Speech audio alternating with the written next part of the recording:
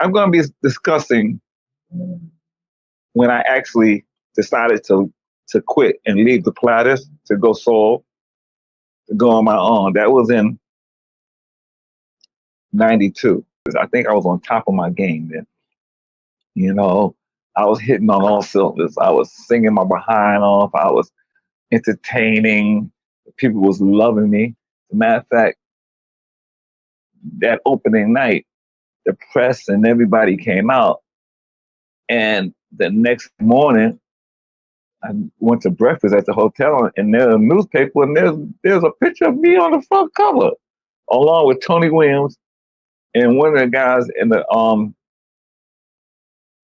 Coasters. Or was it just this one of them?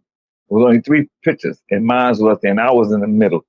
And they talked about me. They mentioned my name. They mentioned this young kid in the Platters who was running through the house singing shouts, not missing a beat or a skip, you know.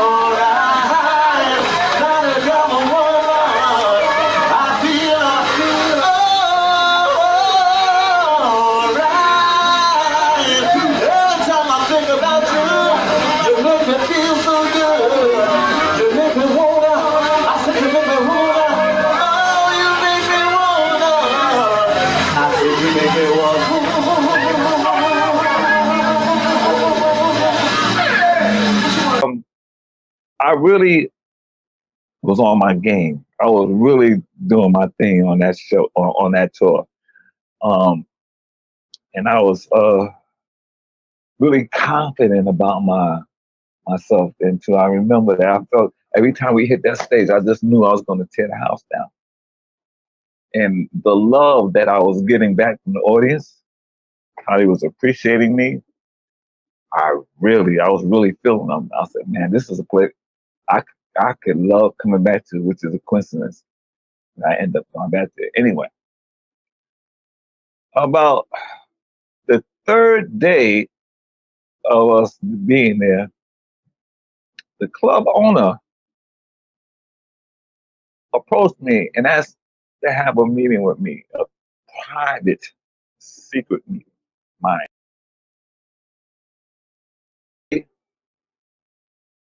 That he was very impressed with my talent and my stage presence showmanship. And he thought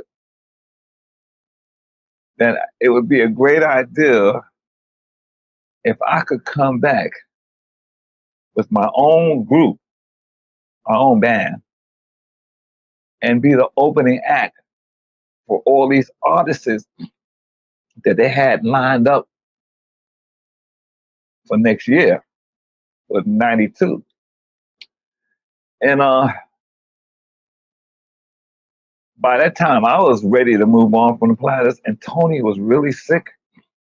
And I could see, we all knew it was only a matter of time. And Tony wasn't going to be with us anymore. And I knew if there's no more Tony in the Platters, there's basically no more Platters. Because he was the only one that was from the original group that was in our group. So everybody else were replacements. Even the female, she took Zoe Taylor's place. So everybody, I took David Lynch's place. So everybody was replacements except Tony. So I knew at that time, once Tony can't work anymore, or when that day comes and he is no longer here, this version of the Platters is going to be over. And I had to decide. And by that time, we have traveled so many places. I met so many people, and I got familiar with a lot of booking agents also. So the owner wanted me to come back that following year and do that. So basically, I asked him, well, and it's crazy. We negotiated how much I was going to get paid, and when they wanted me to come back, and what size band and all that stuff. So we worked out all the particulars, and we decided I was going to come back April of '92, right? Which is like 4 or 5 months away. So after we he had the contract made up. Now this is all in private. The Platters don't know any of this. The management don't know any of this. It's like behind their backs kind of thing. And honestly, if I wasn't in that group, I would have never got noticed and never had that opportunity. So it was kind of sneaky what I was doing. But at the same time, this is entertainment business, and you got to take advantage of opportunities when they come about, or you blow your shot. And I was not about to, after being in that group for so many years, blow my opportunity to be able to continue my career.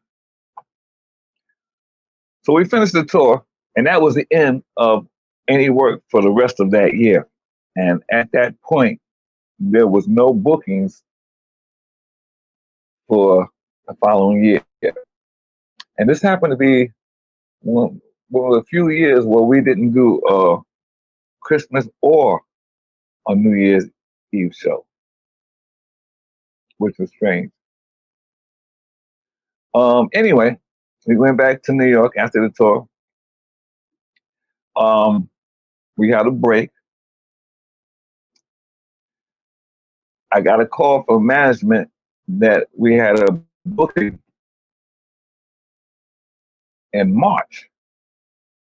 Now, granted, I'm supposed to leave in April to go back to Singapore. I hadn't spoken to anybody at that point, especially nobody in management. I don't talk to any Platters. So nobody knew this. So at that time, and what usually happens is when we're not working, I do local gigs around the tri-state area, New York, New Jersey, and Connecticut, and with local bands. So I had a few groups that I was working with, bands that I was working with when I wasn't doing Platter stuff. So I knew musicians and already had repertoires of music. So we had about a couple of weeks of rehearsal. Now, like I said, the Platters had informed me that we had a show in March, and I think that was in Pennsylvania. It was only a one-nighter, and there was some possible other work in April, but it wasn't confirmed, right? And that was going to be a conflict. So we did the one show in March, nothing else. So I got a call from Singapore. How's everything going? Are you ready? I'm about to send you these tickets and some advance money. And I said, yeah. So that's what happened. Um, and we were supposed to leave. I think it was April, the beginning of April, middle of April, second week in April, something like that. So found out that they had booked. Now I got a call from Platters Management. Okay, found out they had a booking April 20 something of that year. Now I wasn't going to be able to do it because I was going to be in Singapore, but I couldn't tell the Platters I was going to be in Singapore because they were going to want to, well, how I get a gig in Singapore? They're going to realize I got this gig through them. And by that time, I wasn't really getting along well with a few members in the group. They felt that I was overstepping my boundaries as far as getting too much recognition, acknowledgement. I was being noticed more than Tony Williams on some shows. As a matter of fact, I can tell you for a fact that we got booked on the show in Miami Beach because of my performance. Because that's what the owner of the club, the guy who wanted to book us, told me. He said, I'm booking this group because of you. I love that shout that you sing, and I love how you perform. I'm a Platters fan, but you're the reason why I'm booking my. Yeah, we rehearsed, and I hadn't decided on how I was going to inform them or what was I going to say. I waited as a coward. I waited till the day up, and I'm gonna tell you how crazy this was. I waited till we were at the airport and about to get on the plane. We had, an hour before we get on the plane. And I called management. And at first I said to management, I didn't say I quit first. First I said to management, I'm not going to be able to do that show on the 23rd. I'm not going to be available. I had some other thing that something else that I wanted to do that came up, and I decided I want to do that. So I was informed by the management at that time that if I didn't do that show, then they pretty much were going to find somebody to take my place. If they found somebody to fill in for me, I might not have a spot when I come back. Basically, what they were saying, they were trying to scare me. But I knew how much they needed me. I knew how important I was to that group. But I was also looking forward to this opportunity. So I felt like at that point, they forced my hand, right? So I said, okay, well then, you know what? I guess this is the time that we must part ways because I'm not going to be able to do that show. And since you haven't given me another alternative, then I'm going to have to turn in my resignation. So that didn't go too well. They were arguing with me, but I didn't tell them what I was actually going to do and that I actually was going to Singapore. So they didn't know. Look, and I'm glad because they didn't need to know that. So they didn't know that I was actually booked to go to Singapore. Now, this booking was for 3 months. 3 months at $5,000 a week. That's what we negotiated. From April, May, June, I would have came back in July. So basically, I quit the group, got on an airplane, went to back to Singapore, back to the club that I got discovered at while being a member of the Platters. They were happy to see me. We opened up for the Commodores, Spiral Gyro, Jody Watley. Who else? One of those. I think it was the. Who was it? One of those groups from the '70s. Oh man, Dramatics or somebody. I forgot the name of the group. And then we did a lot of shows where I was the only group there. When we wasn't opening up for an act, then I was performing with my band, doing. If I was opening up for an act, we would only do that one show. But when I wasn't opening up for an act, we would do 2 shows, and we only worked 4 nights a week at this club. This was like sweet gig. And because of them knowing me being there with the Platters, and I came back with my own group, my own band, we had sold out performances there. I mean, especially Friday and Saturdays. I think we worked Wednesday, Thursday, Tuesday, Wednesday, Thursday. No, Wednesday, Thursday, Friday, and Saturday. Wednesday, Thursday, Friday, and Saturday. And usually those Fridays and Saturday shows were all sold out. So we did the 3 months. Now here's a game. We did the 3 months. The owner of the club